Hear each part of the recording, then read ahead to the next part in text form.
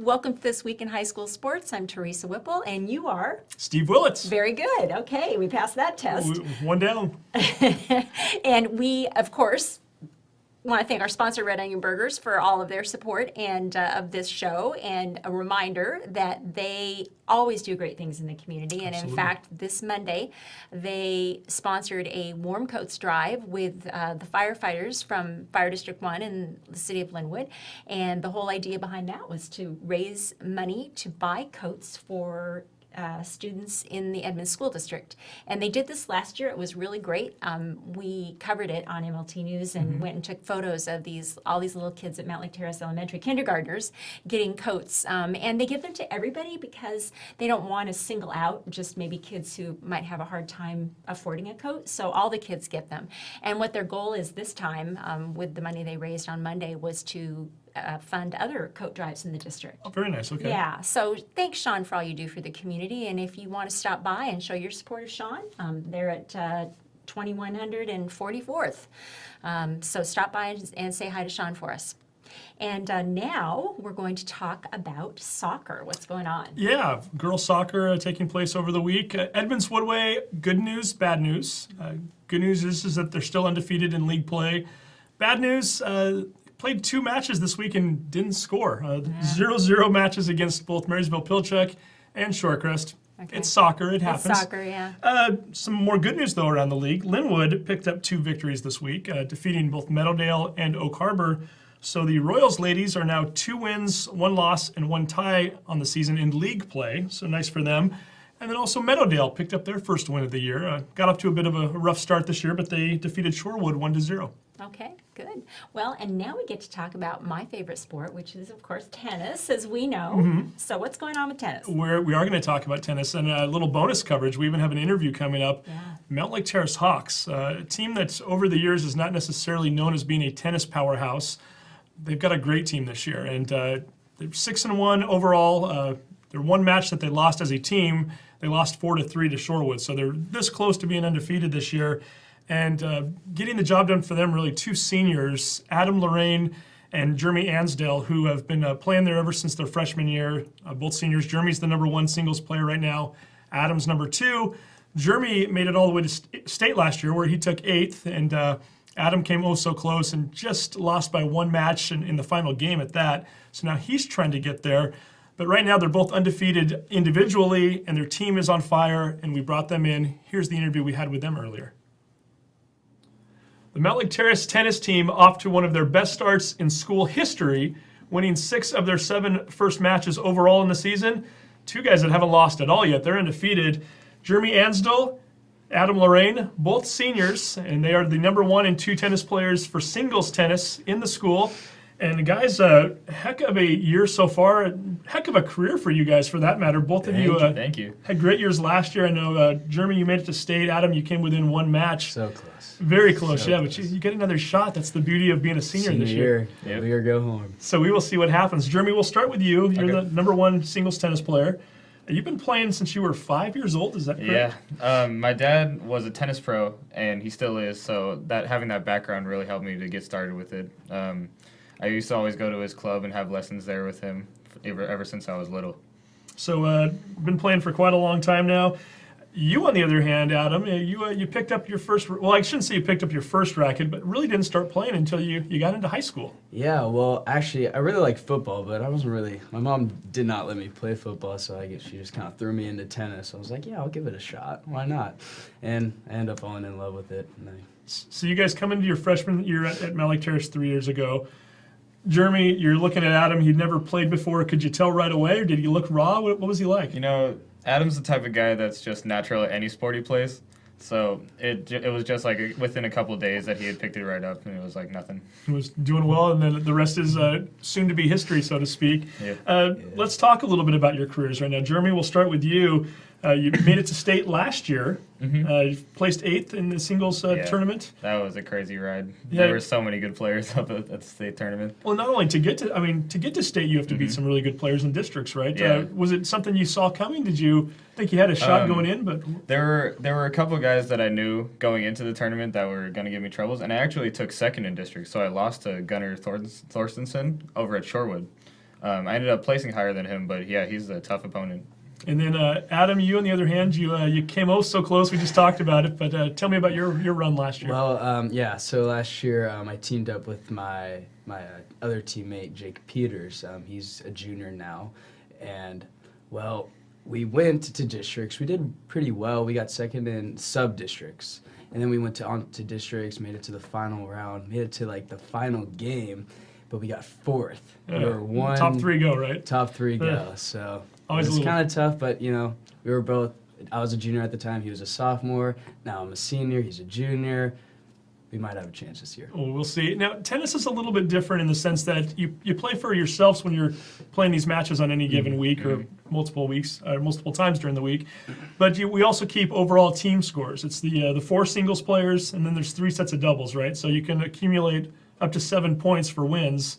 I know your only loss was, I think, 4-3 to Shorewood, I believe. Yeah. So close, but a lot of good teammates too this year. We've got some Yeah. pictures we want to put up right now. The first one, Jeremy, I think that guy looks familiar. Yeah, something like that. It's an action shot of you, and we noticed we were afraid we didn't have a shot of Adam, but it turns out, Adam, that's you in the background That's there. me. That's me. What Yeah. exactly are we? What are we doing back there? Do I we know? think I'm hitting the ball back to the guy. I'm not entirely sure, but I'm guessing I'm just like giving him the ball back so he can serve again. And I know when we showed you guys these pictures a few minutes ago before we started rolling, you mentioned that it's not uncommon since your freshman year for you two to be playing on courts right next to one another, right? So Yeah, ever since freshman year, we've been playing on court to court alongside each other for the last 4 years. So. Yeah, and we always like stop in between games, like, "Hey, how you doing, man?" How you doing, man? Like, is it good? Just Maybe nah. not. Like, hey, I'm actually playing pretty well today. Yeah. do you find yourselves in between play, like ball goes out of bounds, or you're waiting for the next your opponent to serve, that maybe you start to watch out of the corner of your eye, you're watching your other Oh, teammate? Definitely, yeah. 100%. Like, if I get my game done, or he gets my game done, or he gets his game done, he'll get a drink of water, and he'll just, like, look, or I'll just look, and I'll just be like, nice shot, man. Very nice. Nice. And it's not just the two of you. We mentioned other teammates as well. We want to put up a couple pictures here. Who do we have in that picture? We have Jake Peters. Whose name we just mentioned a minute ago, right? Yes, You're he's my doubles partner, was my doubles partner for last year's district run. That and fell he short. plays a little the number 3 and 4 sometimes. Yeah, Good season? so right now we have another player, Max Leidig, and they kind of switch positions like here and there. They're Okay. very And those they're two have very actually good. been really solid for us this year as well. They've only lost a couple of matches. Yeah, total. a lot of our wins have come from a lot of all of our singles winning. So we have a pretty stacked lineup when it comes to 1 through 4 singles. Very nice. And then we do have doubles players as well. And we want to put two of those guys up. Who do we have in this photo? Drake Day and Trevor Swanson. And this is this the number 1 doubles team right now in the Yeah. for the They are Hawks? the number 1 doubles team, and they're looking really good. Okay. They made a lot of improvements since the start of the season, so Yeah, they have great team chemistry. They're best friends. Like they always talk in the hallways. You always see them. So they really like each other. Now, so do we that's need to good. give shout outs to the other doubles guys too? Who have we not mentioned yet? Well, the hard thing is to give shout outs to the doubles teams because they always switch around. We Sure. don't really know who's playing on the 2 doubles or 3 doubles, so it's hard. But for right now, we have Max Kanibi, he's a senior as well. Alec Ung, he's going to be a sophomore. Morgan Subert, who's also going to be a sophomore. And then Owen Jones, who's going to be a senior as well. Very cool. So those 4 or 5 guys always switch between 2 doubles and 3 doubles. So it's really only the first 4 singles and the number 1 doubles that are really definite for every single match. Mhm. And coach has been there for how long now? Alberto's. Around 20. 20 years-ish? Almost 20. And It's a while. Mountlake Terrace, It's a long not time. always a hotbed for tennis, so to speak. What has he told? You mentioned earlier that he kind of considers this his golden era of Yeah. tennis Yeah, for the Mountlake golden Terrace. era. He refers to it almost every practice, almost every match. He's like, the tennis program obviously hasn't been strong for as long as I remember, and under his coaching, we're the best team that he's had, and he's made that very clear to us. Very cool. And he's talking about it this year because we have 9 or 10 seniors on the team this year. 8 or 9 seniors, Yeah. yeah, it's crazy. So it's going to be a little rebuild after this. A little That's- bit. a little bit. We're gonna see where that goes. No, definitely. Now, you're not just tennis players. You're involved in other activities. Adam, you've played on the varsity baseball team at Mountlake Terrace since your freshman year. Yes. You were getting some Freshman time even year. then, and you're all West Go last year as a junior. Mhm. So I would imagine you're ready to go I'm again this year. hoping I Do better. There we go. So we will see. I'm Hawks, hoping. Hawks always looking to compete there, but you guys are very active in school activities too. Yeah. Yes. ASB, you're both involved with that, ASB, right? yeah. DECA a little bit for you. DECA, Tell me about the rocket program you're involved with. Rocketry. This is actually our first year on rocketry. We're really excited for it. It's part of the STEM program that we're both in at Mountlake Terrace, and it's just you get a group and then you build a rocket and shoot it off in competitions. And we thought that sounded awesome, so Yeah, we so joined up we for had it. to join. Nice. Hey, why not, right? There's and a lot then of great kids in there too. yeah, what an experience. We didn't have rocketry when we were around. So when I was your age, so I'm envious of you It's guys. crazy the type of clubs there is in Well, high school now. And another You'd be club that surprised. I didn't even know existed, which I think is fantastic. It's Teens Against Tobacco Use. Yes, Yeah. tattoo. Tattoo and acronym, and you guys are both a part of that. Adam, Yeah. I think you're even president of that club. Yes. Okay. Yeah, Teens Against Tobacco Use. Basically, we ever since my freshman year, I joined my freshman year. I actually joined because like my sisters and my siblings, they've all been in it. So I was like, yeah, let's give it a shot. So basically, we go to elementary schools, 6th grade. Basically, Edmonds. You're speaking to the youth in the area. Yeah. Middledale, all those like other elementary schools, and we speak to them about teens against tobacco use. Basically, we give them demonstrations, like presentations on like the harmful things about tobacco, and it's really cool. The kids are awesome. Good for you guys. They get It's a great blast. feedback, and they send us letters too, like, "Oh, I really like this person. Like, Yeah. this guy's awesome." Yeah. And that it's Those really it's make your day when you get that from the Yeah. classroom that you were just in. Like, thank you so much for coming. You rock and everything. Well, I think that you often forget, guys your age, when you get around it, somebody who's 10, 11, 12 years old, they look up to you guys. And They really I think do. to have a role model like that, it's very commendable that you guys are doing that. So Yes. thank you very much for Yeah. helping out with the community. Hey, 3 big matches coming up for you guys this week. I know you got Arlington on Friday, Linwood on Thursday, but first and foremost, Tuesday you guys go to Shorecrest, and we Yeah. were talking off the break. That should be a really good match if somebody That's wants gonna be to really good. It's gonna come be watch tennis, tough. right? Yeah. If you had a match to go to, this would be Yeah. it. They got to go on the road though, but Shorecrest isn't that far, right? So big match coming up. Are you looking forward to playing their number one? Should be fun. He's undefeated so far as well in the season. There we So go. it'll be Okay. a good It's match. a matchup to watch. So yeah, again, you guys are looking great so far this year. We mentioned the team 6-1 and just lost by 1 point, so you came so close. So close. Just like so close last year. We'll That was see. kinda- We'll see him again in the season. We're not Yeah. worried. There we go. We're not worried. We'll be ready. Better Stay watch tuned for the out. Mountlake Terrace Shorewood matchup. Hey guys, this is a lot of fun. I appreciate you doing this. Jeremy Thank Jeremy you. Ansdell, thank you. Adam Lorraine, appreciate you guys, and look for them to continue their successes on the tennis court as well as all of their activities off the court. Well, it's nice to see the Hawks doing so well in tennis, and it'll be good if they can make it to state. Yeah, it'll be fun to watch the rest of the season for them, especially the entire team, really, for that matter. Jeremy and Adam having a great year, but it's not just them. It's a collaboration of teammates there, and something the Hawks aren't used to, a successful boys tennis program, and we wish them all the best. Yes, we do. All right. And we're going to talk about swimming now.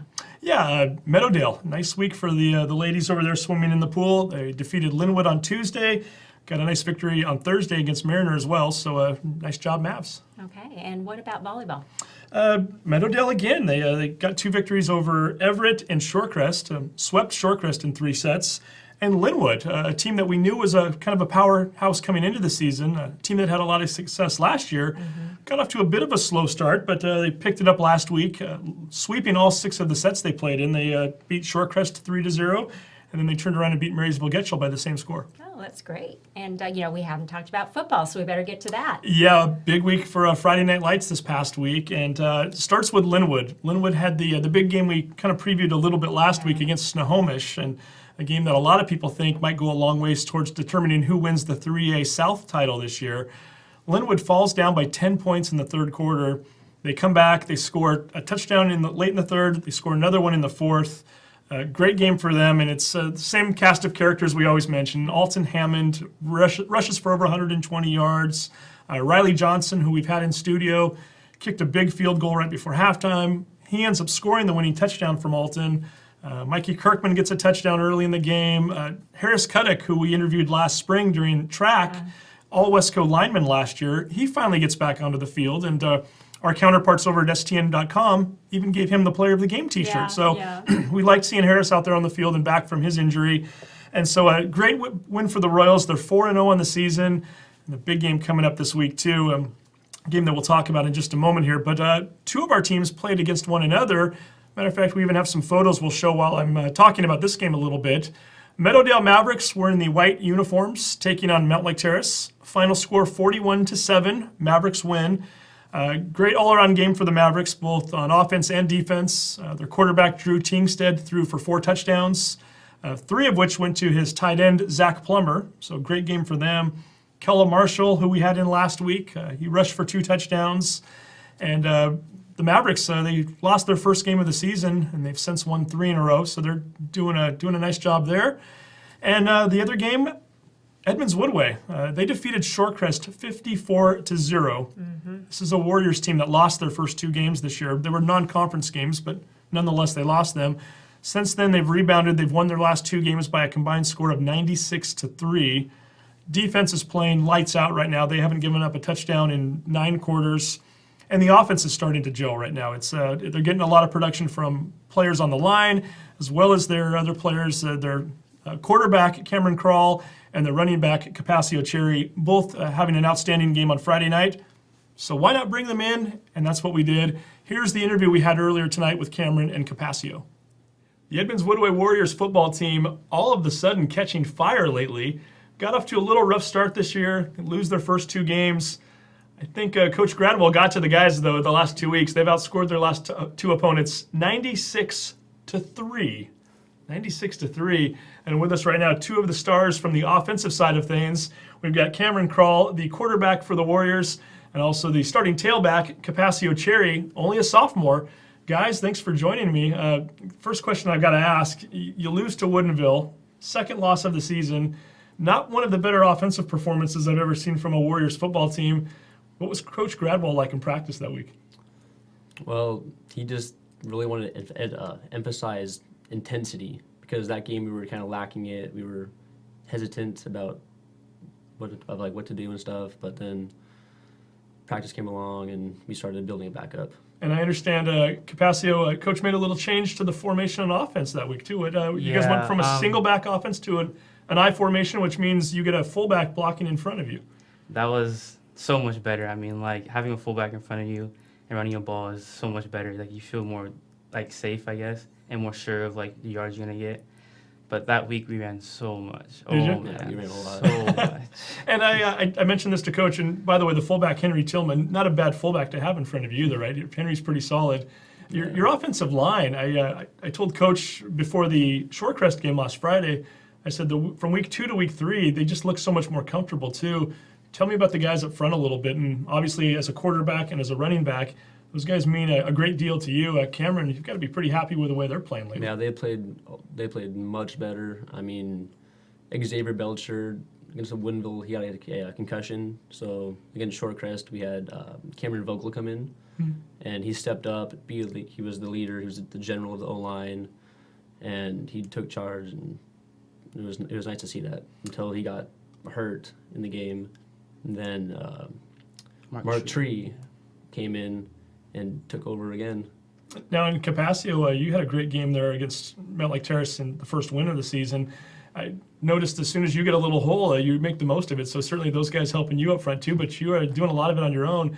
How did that feel for you as a varsity player for the first time this year, scoring multiple touchdowns in a game and getting that victory?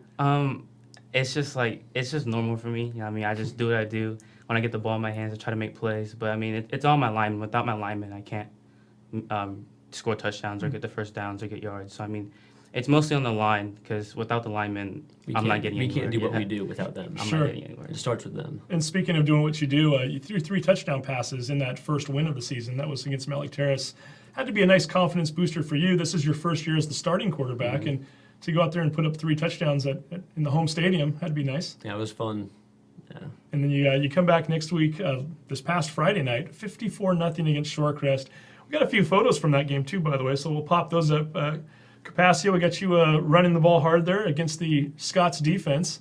Yeah, I actually think that was my first handoff of the game, which was 50 yards, I think, 49 yards. But I mean, like, I got the ball in my hand and I was gonna go inside, but nothing was there, so I bounced outside. the outside linebacker, and I trust myself with my speed, and I just hit the outside, and then I was gone off to the races. And then and off to the races he was. And then we've got another photo we want to put up. Cameron, this is you playing quarterback. You not only get it done with your arm, but you're looks like you're tucking that one away and running with it a little bit. Yeah, a little bit. I felt the pressure coming. I just tried to get as many yards as I could. And you did a nice job of that. We should also mention your defense. It's not just the offense that's playing well right now. Your defense held Shorecrest, and this is not a typo, held Shorecrest to from what I counted anyway, negative 39 yards of offense. They were going backwards all night, not forwards. Tell me a little bit about those guys and what they mean to your team right now. They haven't given up a touchdown in the last 9 quarters. I mean, they're just, like, as a group, they're a great group of guys. But I mean, Ali Gay, Mohammed Hassan, Abdulli Jada, Anthony Lindemood, Brian Sarnowski, they just, whenever they see the ball, they want to go get it. I mean, like, They're hungry. They're hungry. They after the Woodinville game, everything changed. They just like, nobody's getting anywhere. We're gonna go to the ball. We're gonna swarm to the ball. We're all gonna group tackle. Nobody's getting past the 50-yard line. It's just the intensity has just changed so much after the Woodinville game. And Cameron, I've got to think from the standpoint of the offense when you're going through practice during the week, makes you guys better too, knowing you're going against a defense like that in practice sometimes, right? Yeah, going against our defense, they're phenomenal, and sometimes we can't even run really a play against them. And it makes us feel better as an offense, knowing that they can't even run our own plays against ourselves. Sure. Yeah, I mean, it almost makes it as though by Friday night you're playing against a lesser defense, so to speak. Yeah, And it makes us better. Yeah. Because we're going against some of the best dudes out there. Absolutely. Now, when you guys aren't playing football, you're doing other things. I know there's a Thursday night dinner that takes place, team dinner all the time. And do you guys try to get out and support other teams from the school when you guys aren't playing? Every Thursday night we have team dinner, and after that we have like film or something like that in the weight room. And then right after that, there's always something going on at the high school, whether it's soccer or volleyball. And we just like to go as a team and watch and support them. Sure. Now, at Capassio, you caught a volleyball game last week, didn't you? Yeah. I think I saw a picture there. Matter of fact, I think we have the picture right here. That's you. That's you supporting the volleyball team wearing what on earth are you wearing in that picture? Is it? I don't know what it's called, but I mean, like, it may not even have a name. I don't know if it might needs a not. name, right? I mean, you put it on this little like air pump thing, and you like tighten it up around like your wrists and ankles and your neck. It just blows up the suit, and like once I put it on, I was just like, why not? And I was like, I have a couple friends in the volleyball team, and I was just cheering them on, and I was like making sure they had my support, and they knew they had my support. And they gave you the volleyball fan of the game award. Is that right? Yeah, that was pretty nice. I wasn't really expecting it because I was just having fun, and then they're like, yeah, we want you to have this, and you won. I was like, oh, that's sweet. So do you get a T-shirt, an award? What do you get? Yeah, with that? you get a T-shirt. They didn't have any at the moment, but they said that later on they'll give me an actual T-shirt, and the actual T-shirt says like I think fan of the week or something like that. And that's pretty cool. Now, Cameron, you were at that game. You saw Capassio wearing the outfit. Are we going to see you in that outfit anytime soon? I'm still debating on it. Okay. But it looks a lot of fun from what Cap is doing, and I might want to try it. Sure, we might have to get you in there. Cap, you're only a sophomore. I mean, I don't know. A lot of us knew who you were going into this season. Cameron, did you see this guy coming at all? He's had a couple of huge weeks lately. I mean, did you know about him as a freshman? I mean, freshman year, it was like the spotlight was on him. Like all of us upperclassmen, we came to the freshman game and watched him, and he performed really well. And we all had, like, in the back of our head, we thought he's gonna be the dude. Yeah. Were you thinking as you were dominating at the freshman level? Did you think maybe I can? Obviously, you knew at some point you were going to be playing varsity. Did you think it would happen this soon and you'd be playing this well? Yeah. During freshman year, I've always wanted to play like college like that, and during freshman year, I was like hoping I would like maybe play varsity as a freshman. But I mean, it was just like a thought in the back of my mind. But I was just going out there making plays, playing as hard as I could to show them what I can do. And then Cameron, you were the backup quarterback last year.